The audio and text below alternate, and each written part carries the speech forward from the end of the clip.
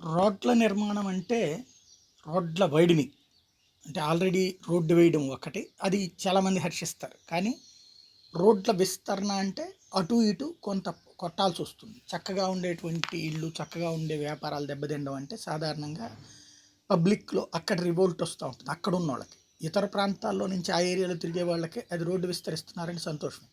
కానీ ఓటు రాజకీయాలు నడిచేటటువంటి రోజుల్లో స ధైర్యం చేయరు. కాకపోతే భారతీయ జనతా పార్టీకి సంబంధించినటువంటి కామారెడ్డి ఎమ్మెల్యే తాజాగా ముందు తన ఇంటిని తను కూల్చుకున్నాడు వెంకటరమణారెడ్డి. అది ఇప్పుడు చాలా కీలకమైనటువంటి అంశం. అంటే రోడ్ల వైడనింగ్‌కి ఒక ఆదర్శప్రాయంగా నిలిచారని చెప్పాలి.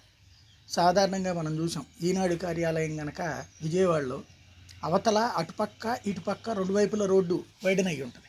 ఓన్లీ కరెక్ట్గా ఆ కార్యాలయం వరకు మాత్రమే ముందుకొచ్చి ఉండేది. ఈ మధ్యన మరి అదేదో వాళ్ళకి వెళ్ళింది అంటున్నారు కాబట్టి అదేదో ఇచ్చారు రోడ్డుకి అని చెప్తున్నారు. ఓవరాల్గా అది దశాబ్దాల తరబడి అట్లుంది. అంటే రోడ్లకు సంబంధించి లీగల్గా వెళ్ళైనా సరే అట్లా చేసేది. ఈవెన్ హైవేస్ మీద కూడా చాలా చోట్ల అట్లా కనబడుతుంటాయి. ఎవరో ఒకళ్ళు కోర్టుకు వెళ్ళి ఆపుకున్నటువంటి సంఘటనలు. అట్లా కాకుండా తనే ముందు తన ఇంటినిచ్చి మంచి నిర్ణయం తీసుకున్నారు. ఇట్లాగ జరిగితే రోడ్ల వైడనింగ్ అనేది సులభంగా సాగుతుంది.